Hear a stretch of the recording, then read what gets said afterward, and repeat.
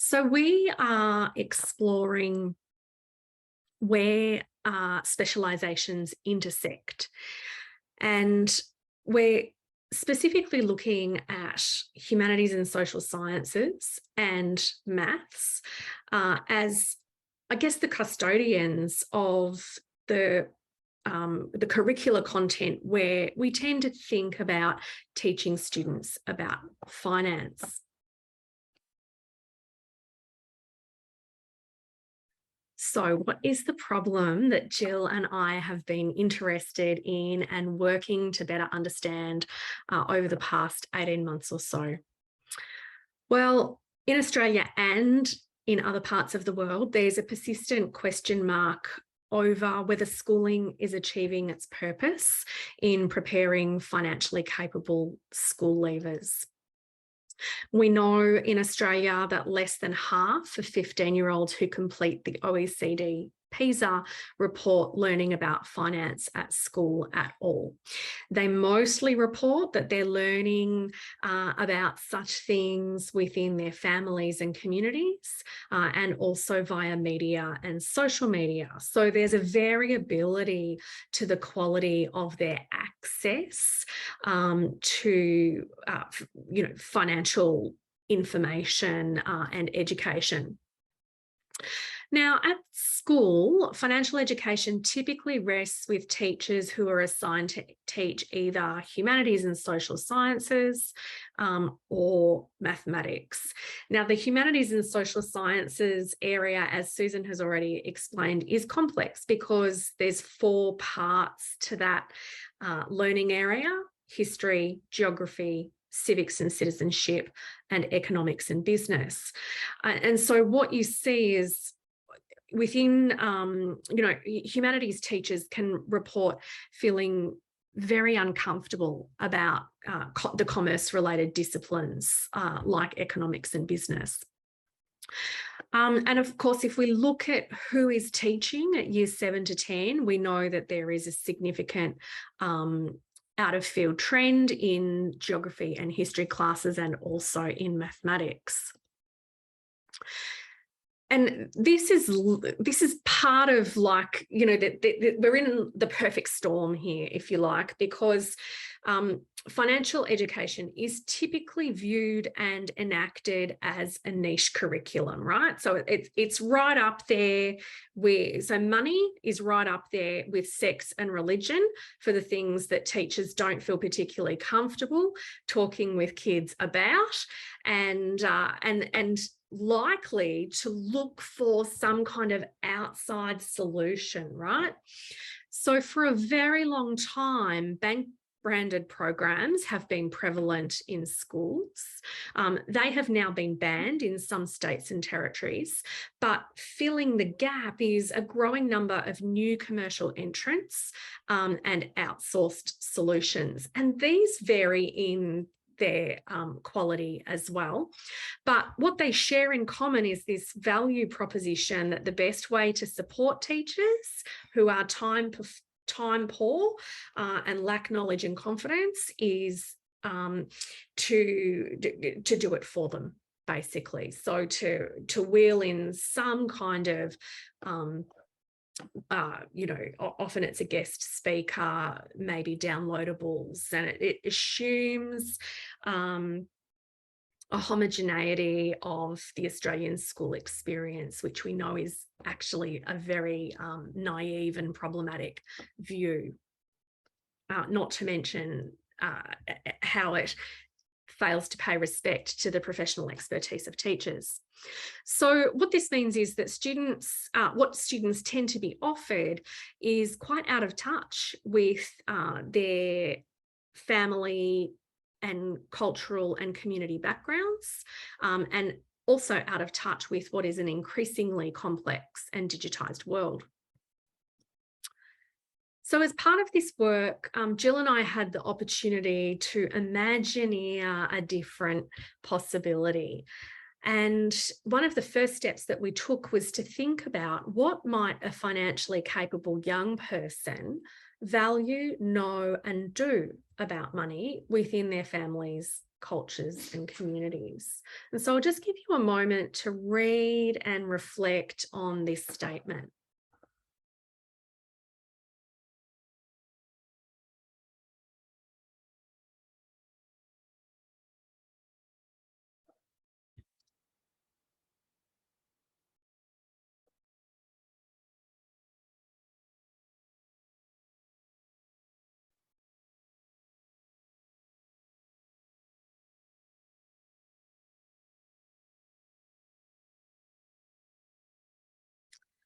Okay, would anyone like to react to this vision?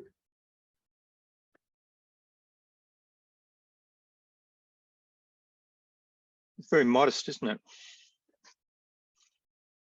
Modest. That's it. Okay, tell me more. Oh, well, it does almost everything. I mean, it's asking future focusing, digitally astute, astute within the within all of the possible, ethics of care. It grabs almost everything. Yeah, what do others think or notice about this?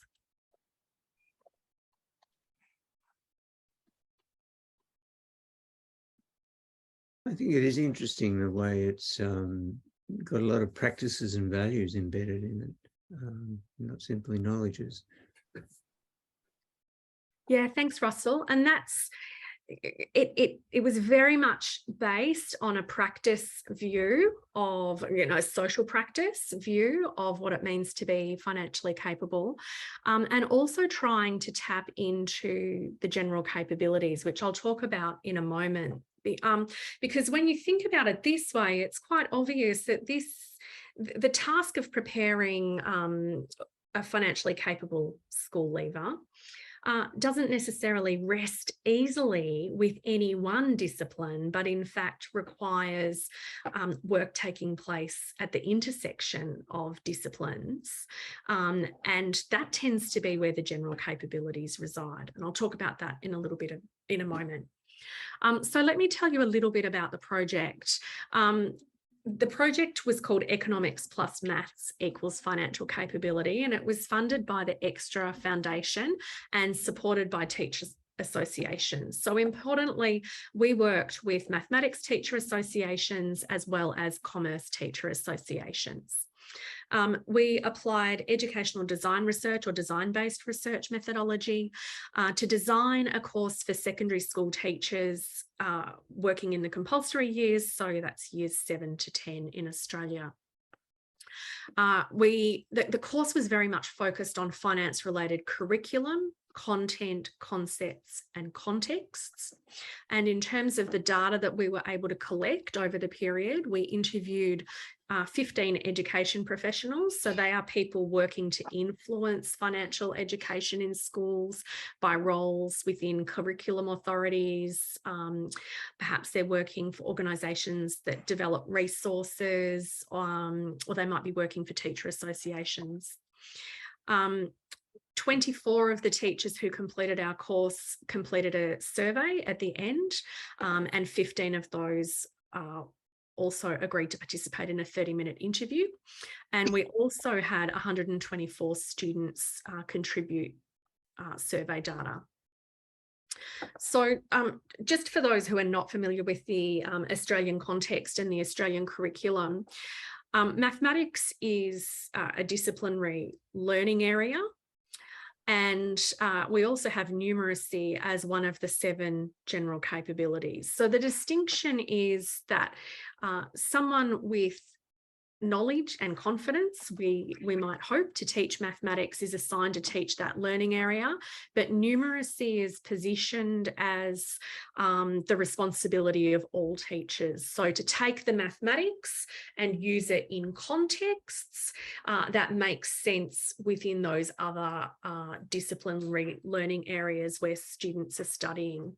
And this approach is quite well conceptualised in the literature. It aligns quite nicely with the 21st century numeracy model that Marilyn Goose and colleagues developed. But as they've also shown through their research, this framing doesn't necessarily flow through to teacher support and guidance in terms of how they can bring the numeracy demands within diverse learning areas to life.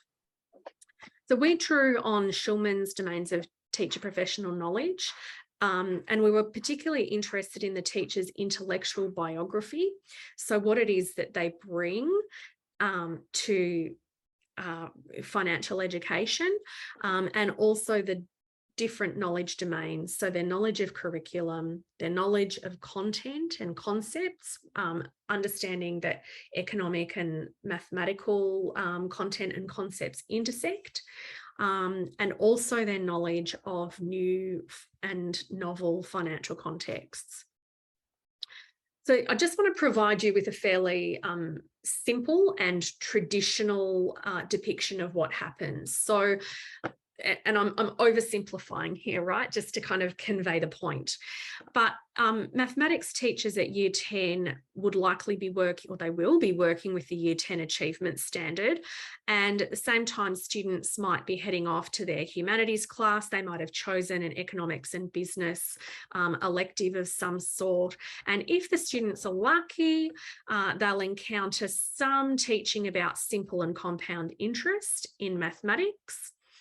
And if they've chosen an elective in economics and business, then they might talk about the factors that are influencing consumer and financial decisions. But rarely are these two disciplinary perspectives brought together for the student through some kind of coherent interdisciplinary sense-making activity. The students are essentially left to push the pieces of the puzzle together themselves. So, and this is essentially what students told us. So I'll give you a moment just to have a look at this bar graph.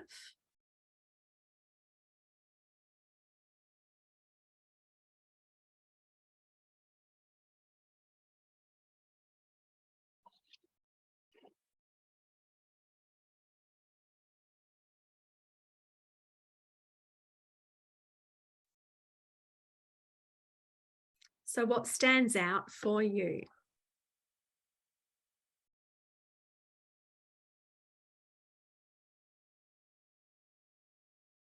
Marcel. Oh, well, obviously there's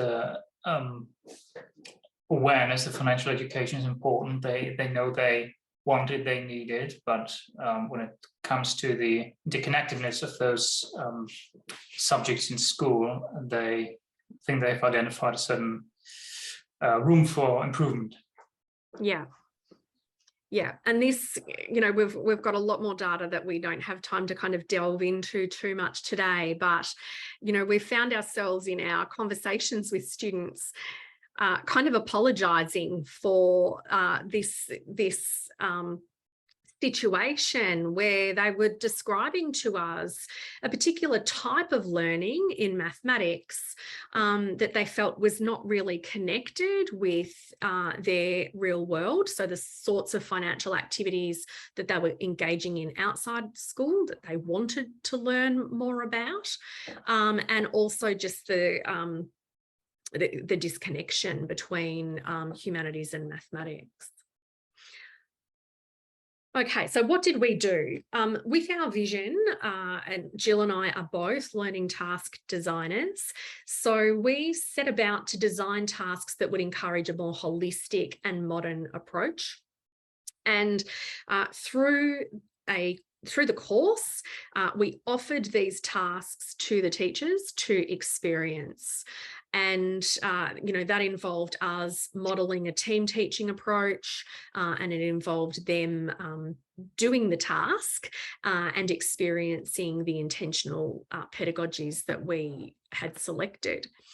And so we were asking them to do such things as look at tasks where they would be keeping track of cashless income and spending, reading and interpreting and creating their own comparison tables and spreadsheets and graphs, and undertaking mathematical and statistical investigations where they'd have the opportunity to make decisions.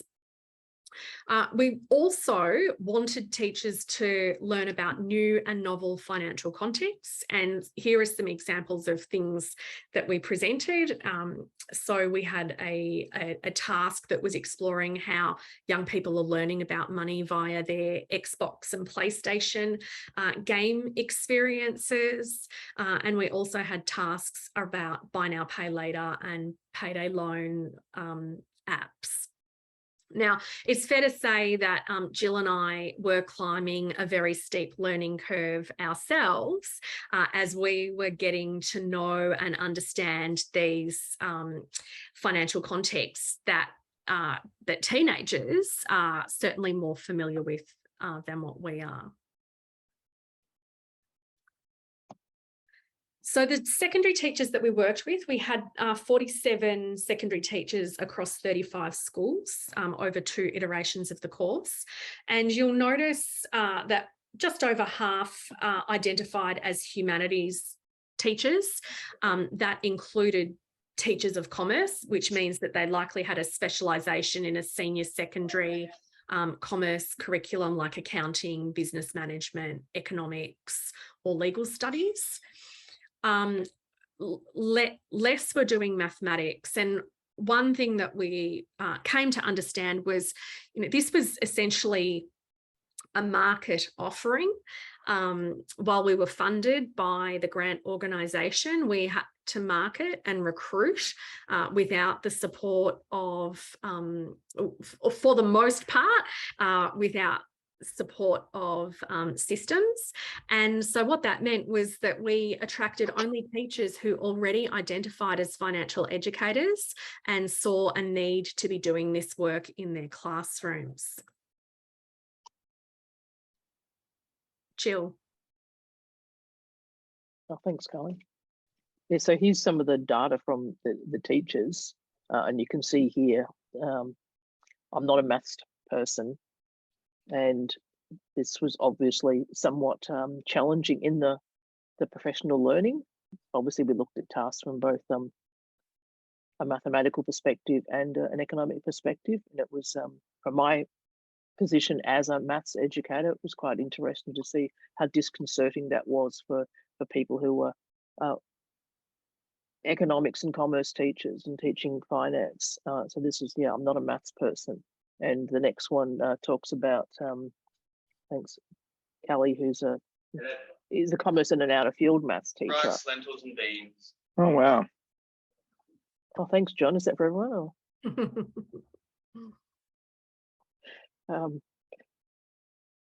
Talking about their colleagues back in their workplace as well as their students. So they can't apply maths they've learned. So this was someone who was actually teaching out of field maths as well as the commerce, and she was concerned about what her students could do in her own class. And then we've got Rosa, a commerce teacher. So recognizing that in maths they're teaching about financial